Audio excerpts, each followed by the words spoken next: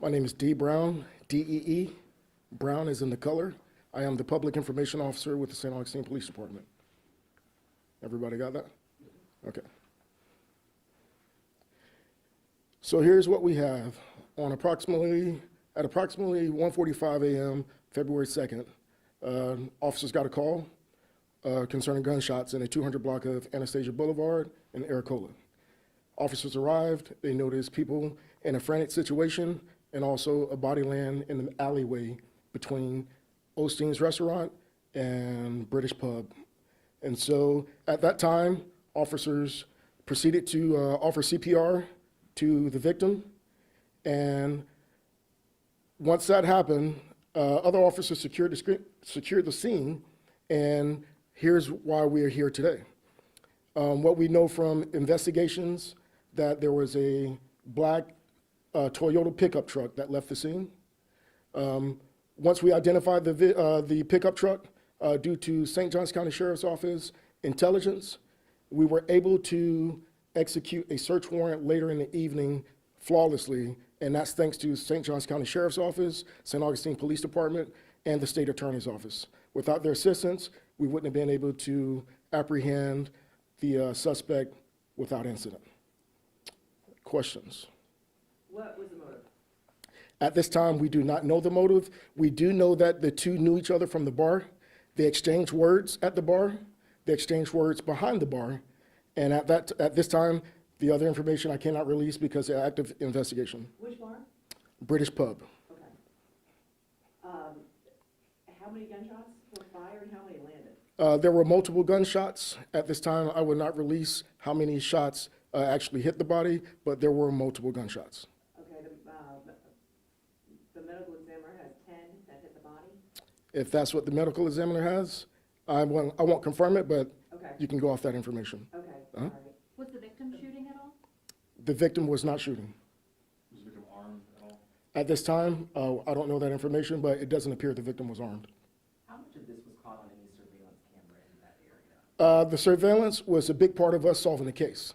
So there's surveillance, not the entire incident was caught on surveillance, but we do have surveillance, and we're piecing it all together with timestamps and everything right now.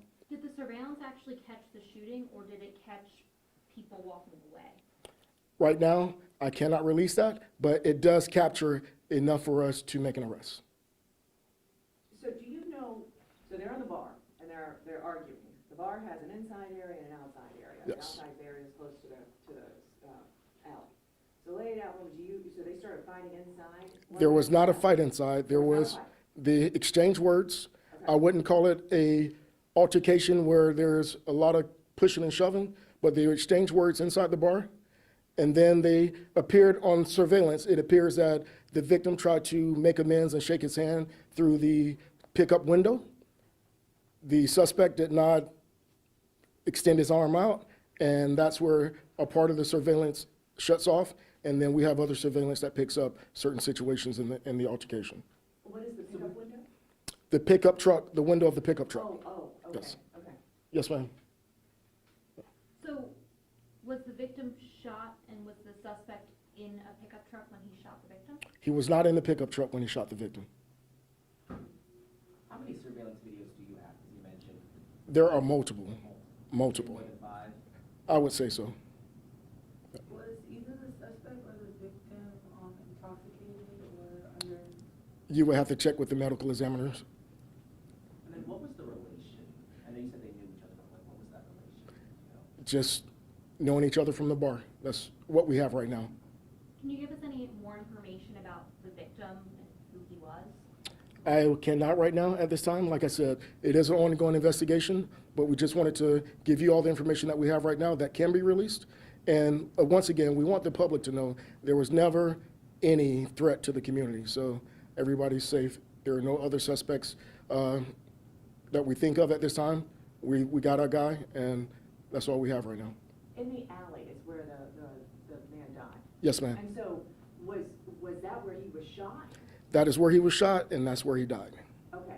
And was he at any time trying to run away from the suspect?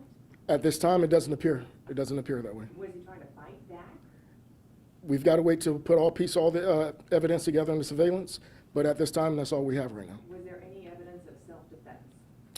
At this time, I cannot release any of that information. We're still putting everything together in the investigation. We're going through witness statements. We're going through suspect statements. Okay. Does the suspect have a criminal history? At this time, I don't know that. I will tell you that once the search warrant was executed, the suspect, we did get a confession out of the suspect. Did you get a weapon? We do have a weapon. How many witnesses do you all have to this? Oh, there were several. I mean, the bar was closing, so I couldn't tell you how many. We still have to interview people. The folks in the area are telling me that nighttime traffic has picked up in the area because of some new or different businesses that are open.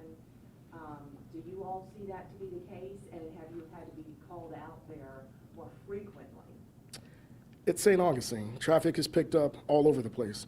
I can't say because one business or another business has come into the city, but traffic is picked up all over the city. That's all I could tell you at this point. Any more questions? Were there several 911 calls placed? I haven't checked that information. You can submit a public records request and we can get that to you.